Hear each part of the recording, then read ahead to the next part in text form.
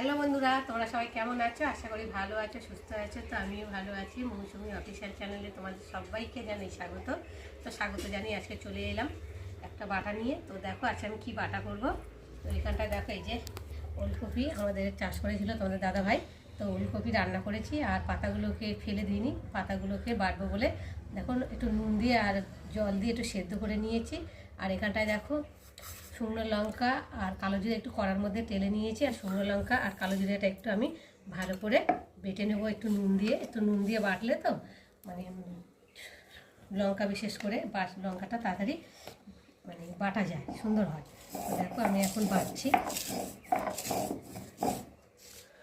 তো বন্ধুরা, তোমাদের মধ্যে কারা কারা কপির পাতা বাটা খেয়ে, ওলকপি ফুলকপি এসব বাটা খেয়েছো, লাউ পাতা এসব কারা কারা বাটা খেয়েছো আমাকে কিন্তু অবশ্যই জানিও।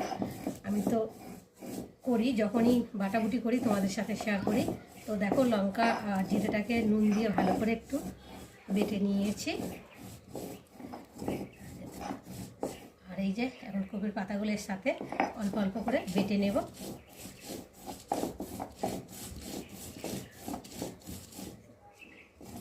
কপির পাতা বাটা দিয়ে তো এক থালা ভাত খাওয়া হয়ে যায়। তো এই শীতের সময় বাটাবুটি টক দিয়ে এইসব খেতে ভীষণ ভালো লাগে, তাই না বলো বন্ধুরা? দেখো কোনো জিনিস ফেলানো যায় না, চেষ্টা করলে কষ্ট করলে একটু বেটে খেলে খাওয়া যায়, তাই না বলো?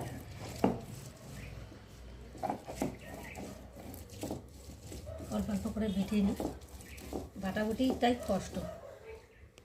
আর যাদের মিক্সচার আছে মিক্সারে করে, আর এই বাটাবুটি বিশেষ করে শিলে বাটলে টেস্ট হয়, খেতে ভালো লাগে। মিক্সচারে অত টেস্টি লাগে না। দেখো আমি এখন অল্প করে এটা ভালো করে আগে বেটে নেব, সব একসাথে নেবো না, একসাথে নিলে তো ভালো করে বাটা যাবে না, মিহি হবে না। এই জন্য অল্প অল্প করে বাটলে বাটাও সুবিধা হবে আর মিহি হয়ে যাবে।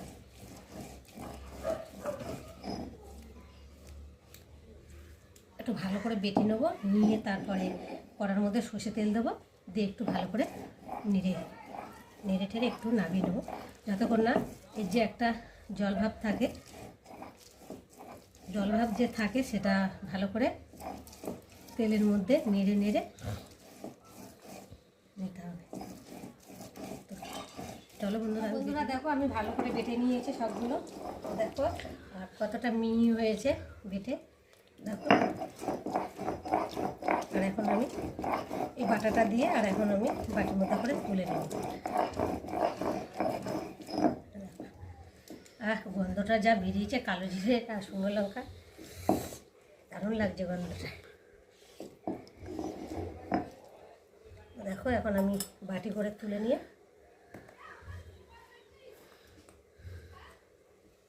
কড়া বসে, বন্ধুরা বেটে চলে এলাম কড়াতে তেল দিয়েছি, তেলটা গরম হয়ে গেছে। আর এখন এই যে বেটে রাখা এটাকে দিয়ে ভালো করে নেড়ে নেব।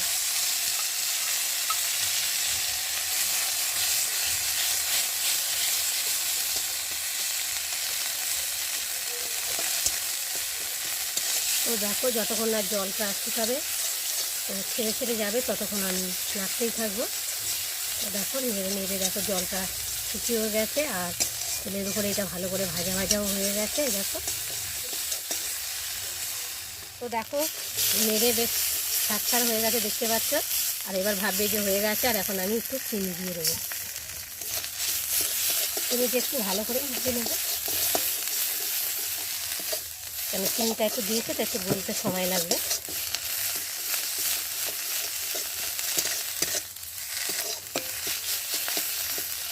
তো দেখো আমার তৈরি হয়ে গেছে। আর আমার কপি পাতা বাটা রেসিপি কেমন লাগলো তোমরা কিন্তু অবশ্যই কমেন্ট করবে, আর ভালো লাগলে লাইক কমেন্ট শেয়ার করবে। তো বন্ধুরা দেখো বাটাবুটি করে তেলে ভেজে নিয়ে চলে এলাম খেতে। তো আজকে রান্না হয়েছে, চলো এই দেখো কাঁচকলা আলু পেঁপে দিয়ে তরকারি, আর এখানটা রয়েছে এই যে সাদা ভাত, আর দেখো আমলকি ভাতে দিয়েছি, তো আমলকিটা একটু মাখবো। আর এখানটায় রয়েছে বিনস আলু কুমড়ো দিয়ে একটা তরকারি, আর বাটা রয়েছে। আর এখন খেতে বসেছি। তো দেখো এখন আমি আমলকিটাকে একটু মাখবো, দেখো গলে গেছে আমলকিটা ভালোই। তো দেখো আর এখন আমলকিটা ভালো করে চটকে নিয়েছি, আর এখানে কাঁচা লঙ্কা নিয়েছি, আর এই যে নুন দিয়ে কাঁচা লঙ্কাটাকে ভালো করে ডলে নেব, আর দেবো কাঁচা সর্ষে তেল। তো এই আমলকি গরম ভাতের সাথে খেতে ভীষণ ভালো লাগে। বন্ধুরা, তোমরা কারা কারা খেয়েছো বা খাওনি আমাকে কিন্তু অবশ্যই কমেন্ট করবে। তো খেয়ে দেখো, ভীষণ ভালো লাগে। তো দেখার এমনিতেই জানো আমলকি খাওয়া শরীরের পক্ষে ভীষণ ভালো, গ্যাস অম্বল থেকে অনেকটা সেপারেট থাকা যায়, তাই না বন্ধুরা? তো দেখো এই জন্যে আরও কাঁচা খেলে ভালো। তো কাঁচা কাঁচা তো অত খাওয়া যায় না, ওই জন্যে ভাতের সাথে সেদ্ধ করে খাবো। তো দেখো আমি এখন খাবো, তো দেখি খেয়ে কেমন হয়েছে। ভীষণ সুন্দর লাগছে, টকটক ঝাল ঝাল, দারুণ হয়েছে।